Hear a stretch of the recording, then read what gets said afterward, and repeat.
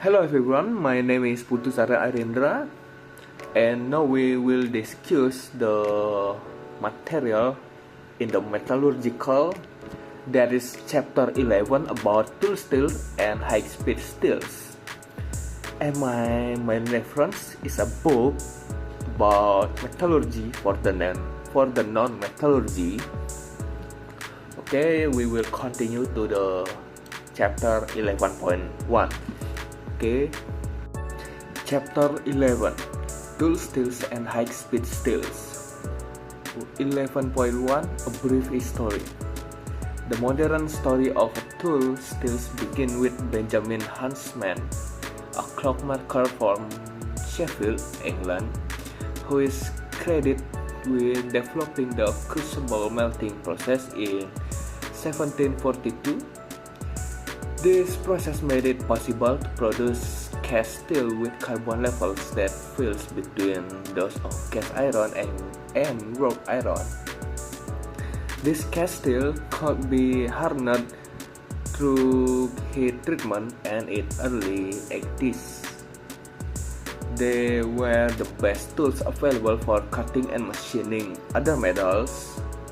But there was a serious problem, that is, during water quenching, this cast steel had a strong tendency to crack, and so producing usable cutting tools was a difficult task.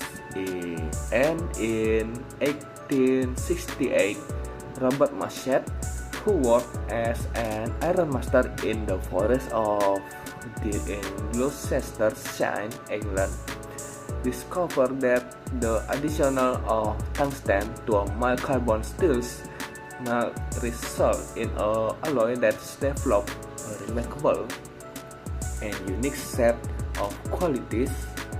It demonstrates a dramatically improved capability to cut other metals, and unlike cast steels, these new grades of steel did not require water quenching in order to develop its hardness characteristic. It quenched in still air, and it was together and cut harder metals at higher speed than existing carbon steel could, and it lasts longer. Marshall described his new alloy as a self-hardening steel, and it came to be known as Robert Marshall Special Steel, or RMS. 11.2, modern alloys. Many complex high alloys, tool steels, and high-speed steels were developed in the early 20th century following the success of Taylor and White. These steels contain, among many other elements, relatively large amounts of tungsten, molybdenum, vanadium, magnesite, and chromium. These new grades enable the essentially service demands of industry to be met and provide greater dimensional control and freedom from cranking during heat treatment that was otherwise possible at the time of their development. 11.3, Rogue tool steels. Rogue hot war tool steels, manufacturing operation in full purchasing, sharing, and forming of metal at high temperature. Hot work steel have been developed to withstand the combination of heat, pressure, and abrasion associated with such operation. Rogue cold war tool steels, because they do not have the alloy content necessary to make them resistant to softening at elevated temperature, resist to applications that do not involve prolonged or repeat heating above 205 to 260 degrees Celsius. There are three categories of Cold War steels, that is air hardening steels, also called Group A, high carbon, high chromium steels, also called Group D, and oil hardened steels, also called Group O. Other non-meshing rock steel grades, in addition to the hot and cold works, describe shock resisting steels, low alloy special purpose steels, mold steels, and watering steels. Water hardening steels are also used for non-machining application. 11.4 Effect of alloying and carbides on wear resistance. The wear resistance of high-speed steels and tool steels is strongly dependent of the amount, type, size, shape, and distribution of the alloy carbides that are present in the microstructure. The function of these carbides can be understood through the use of an analogy. Contains but more complex carbides are also represented using this terminology. The M3C carbide can be thought of as having a chemical formula of Fe plus X 3C, where X refers to different combination of magnesites as well as the four major alloying elements C, R, V, W, and the MO. The wear resistance of tool steels generally increase with increasing carbide volume percent and carbide hardness. Rockwell C hardness value for each of these carbide types as shown. The precipitate metals carbides such as MC and M3C can attain very high hardness, and they contribute significantly to wear resistance of tool steels that are alloyed to contain large volume fraction of those particular carbides. Depending on the alloy composition, many tool steels usually contain more than one type of carbide. For example, in Enel M4 high-speed steels, the carbide are a mixture of types MC, M23C6, and M6C. In practically any given tool steels, the wear resistance depends on the hardness of steels. Higher hardness, however, achieved is aim when high abrasive cutting condition will be announced. For the ultimate of wear resistant carbon content can be increased simultaneously with vanadium content to form a greater volume percent of extremely hard vanadium carbide. 1.5 Heat treating high-speed and tool steels. High-speed and tool steels intended for heat treating are normally prepared in a relatively soft condition with a minimum hardness and maximum ductility known as spheroidized anneal condition. The annealing practice used to achieve this condition produces a relatively uniform distribution of the alloy carbides within the microstructure. These carbides may be thought of as repository of alloy content that is available for contributing to the hardening response of the matrix during heat treatment, because as the steel is heated to the austenizing temperature, austenite will from the carbides present in the steel microstructure will begin to dissolve back into austenite. The more difficult it is for the carbide to dissolve, the harder one can heat the steel and still retain small carbides in the matrix. But these carbides do not all dissolve within the same temperature range. Depending on the chemical composition and microstructure, each type of carbide exhibits a different level of thermal stability. The M3C types normally found in plain carbon and low alloy steels are dissolved back into the matrix at relatively low temperature, while the M2C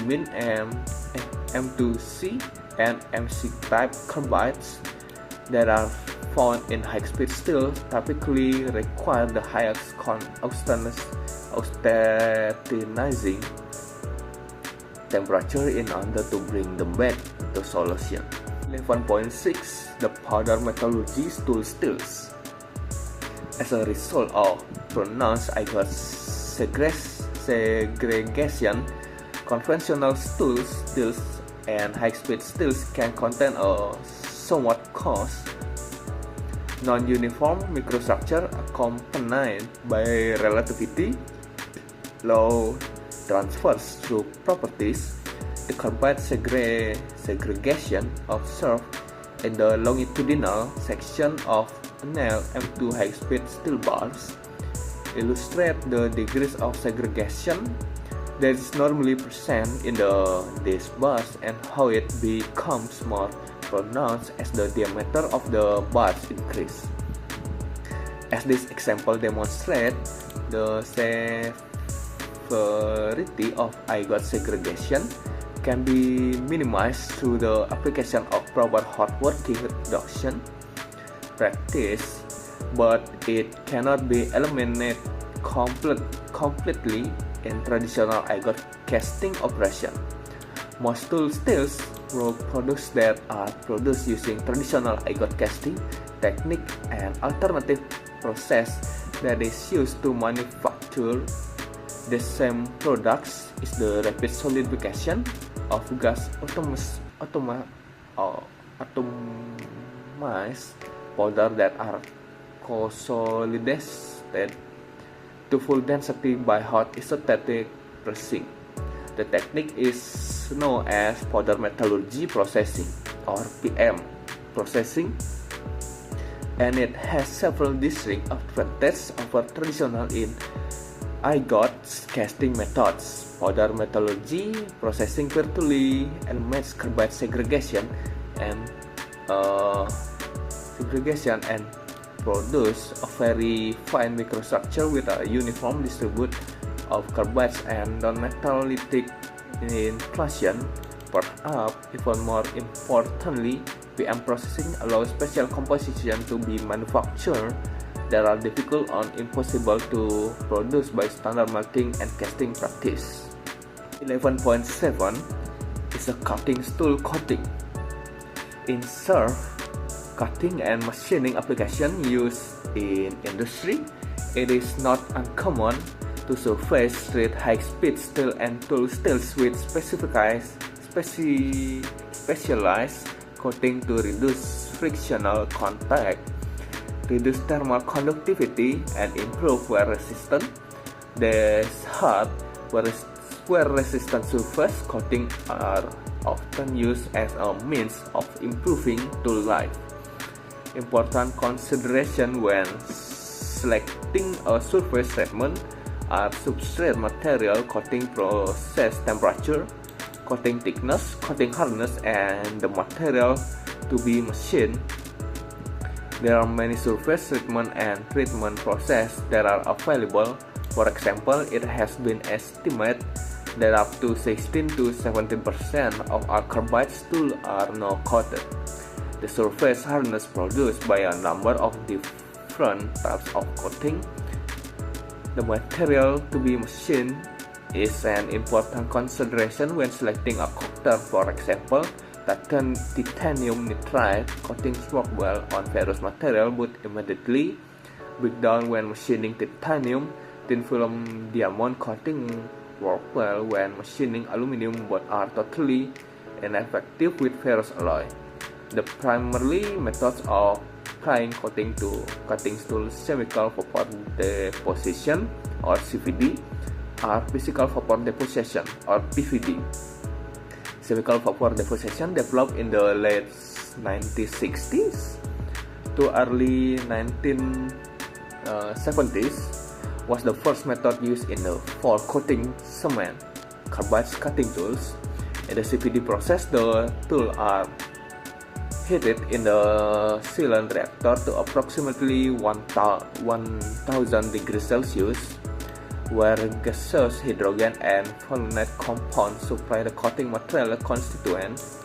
Typical CVD coating includes titanium carbides or TIC, TIN, and titanium carbonate, TICN.